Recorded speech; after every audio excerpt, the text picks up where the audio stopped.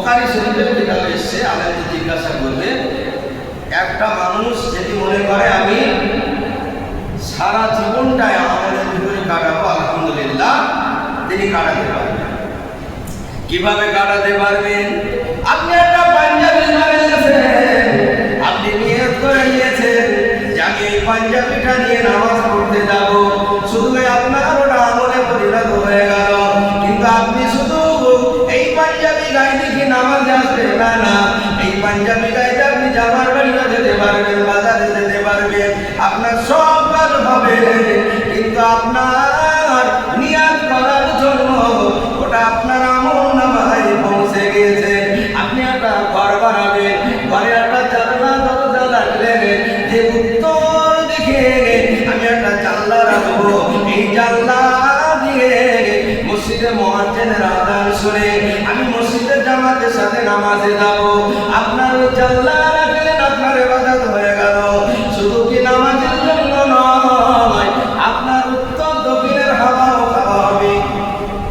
মানে একটা জায়গা দিয়ে তফসিরকারীরা বুঝিয়েছে যে একটা মানুষ সব সময়ের জন্য সে শুধু এই নিয়াতটা করে নেবে, কিন্তু সেই কাজও হাসিল হবে, আবার তার হাওয়া খাওয়া বলো যা কিছু এইরকম যত আমাদের শরীরে যত পোশাক আশাক কিন্তু যা লাগবে, যদি আপনি প্রথম নিয়াতটা যদি ওইটা করেন, তাহলে আপনার কি হবে? সারাটা জীবন যতদিন আপনি থাকবেন আপনার আমলে পরিণত হয়ে যাবে। বলুন সুবহানাল্লাহ। কিন্তু আমরা এইগুলো জানি না, অনেকে বুঝি না, এটা বোঝার চেষ্টা করতে হবে। বাচ্চা কাচ্চাদের এই যে বাচ্চা কাচ্চাদের শিক্ষা আরো দিতে হবে। এই আমরা যেগুলো জানি এইসবগুলো কিন্তু জানার প্রয়োজন রয়েছে। আচ্ছা, আজকের 8টায় আযান হবে আর 8:10 যাওয়া হবে ইনশাআল্লাহ।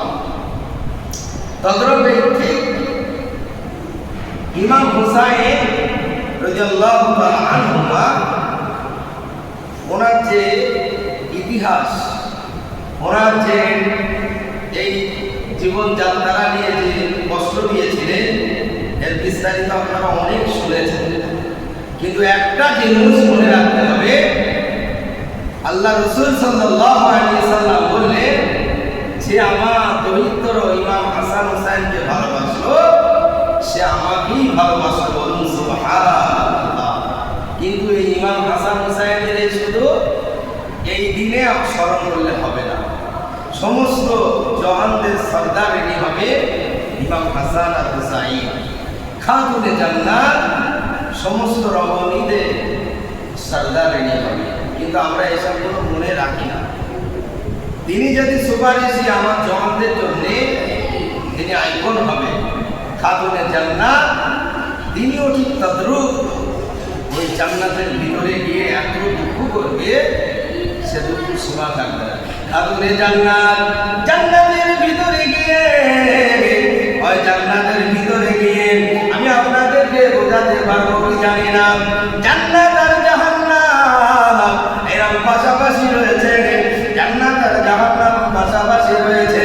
আমরা একই বাজারে বাজার করেছি, কিন্তু জান্নাতের ভিতরে আমি আপনি আপনাকে দেখতে পাবো, জান্নাতের ভিতরে দেখতে পাবো। ওই তো আমার অমুক হাজি সাহেব অমুক ভাই জান্নাতে করতেছে, একই সাথে বেড়াতাম, একই সাথে আমরা ঘোরাঘুরি করতাম, কি ব্যাপার?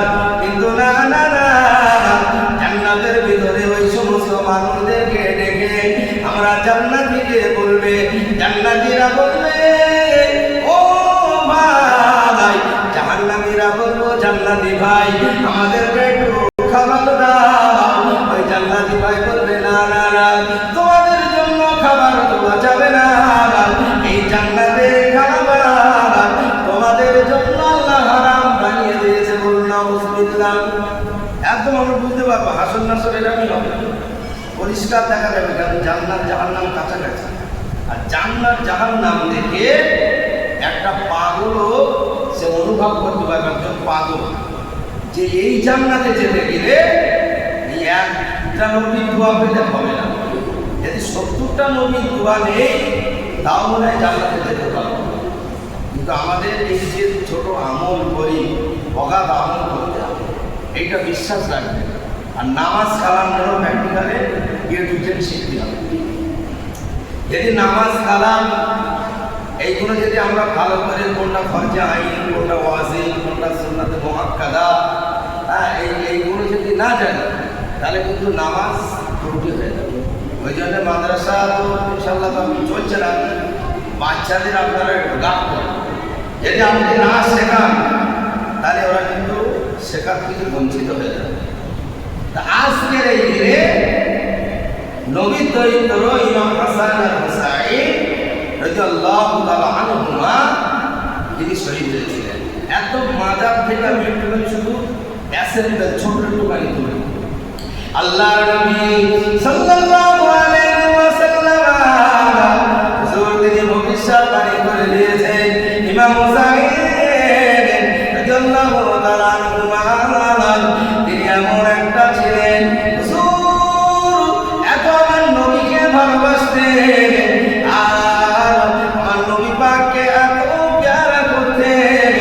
আল্লাহর নবী সাল্লাল্লাহু আলাইহি ওয়াসাল্লাম একদিন ইমাম হাসান হুসাইনকে, আপনারা যেটা জানেন ইমাম হাসান হুসাইন আল্লাহর নবীর পিঠে উঠে ওনারা ঘোড়া খেলা করতেন। আল্লাহর নবী ইমাম হুসাইনকে এত ভালোবাসতেন, ওনার এমন কোনো জায়গা নাই ইমাম হুসাইন সেখানে আল্লাহর নবী চুমো দেয় না। আল্লাহর নবী কানপুরে জান্নাত বিগত রজনীতে একটা স্বপ্ন দেখেছিলেন, এটা কিতাবে উল্লেখ দিয়েছে। আর স্বপ্ন দেখে আব্বা জানকে বললেন, আব্বু আমি স্বপ্ন দেখেছি যে কারবালার মরুপ্রান্তরে আমি একটা জায়গা পরিষ্কার করতেছি, ঝাড় দিয়েছি। আমার নবীর ফুফু আম্মা তিনিও স্বপ্ন দেখেছিলেন। আর নবীকে বললেন, ইয়া রাসূলুল্লাহ আমিও স্বপ্ন দেখেছি যে আমার গায়ের গোশত কেটে নিয়ে, আমার গায়ের এক টুকরো গোশত কেটে নিয়ে আপনার কোলেতে ফেলে দেওয়া হলো। কি এমন আমি স্বপ্ন দেখলাম? আল্লাহর নবী ওনার ফুফু আম্মাকে বললেন, ও ফুফু আম্মা আপনি যে স্বপ্নটা দেখেছেন এর অর্থ হলো আল্লাহ পাক আল্লাহ তাআলা আমার ফাতেমার বংশে দুটো সন্তান দান করবে। আল্লাহর নবী নাম রেখেছিলেন হাসান আর হুসাইন। আর আমার ফাতেমাকে বললেন, ও ফাতেমা তুমি কারবালার মরুপ্রান্তরে তুমি যে ঝাড় দিতে দেখেছো, তুমি চিন্তা করো না, তোমার মায়ের মনি ইমাম হোসেন ওখানে শহীদ হয়ে যাবে।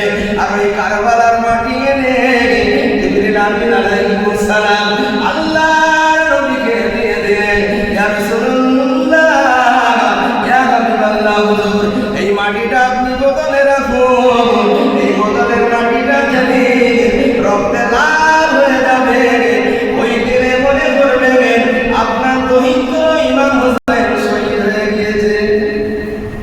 উম্মে সালমা গ্রামে এসে এখন ইমাম হোসেনকে যখন শহীদ হলো তখন উম্মে সালমা হাও হাও করতে উঠলেন। খারামান নবীর মাজার মুকাদ্দাস পাথর করে কেঁপে উঠেছিলেন। ওনাকে শহীদ করেছে চক্রান্ত করে। আর শুধু একটা কথা রাখা, বিস্তারিত বলতে যাওয়া যাবে না। কথা শুধু ইমাম হোসেন কোপাবাসীকে বললে, কোপাবাসীরা 1 তারিখ থেকে 9 তারিখ পর্যন্ত শুধু চিঠি দোয়াদবি করেছে। প্রত্যেক চিঠিতে ওরা লিখেছে যে আপনি আসুন, আপনাকে খলিফা আমরা আপনাকে নেতা বানাবো। ইমাম হুসাইন রাদিয়াল্লাহু তাআলা আনহুমা তিনি শুধু বলেছিলেন যে আমি যাব। এই যে যাব বলেছে, এই কথাটা রাখতে গিয়ে আজকে আল্লাহর রাস্তায় ওনার জীবন দিতে হয়েছে। ইমাম হুসাইনের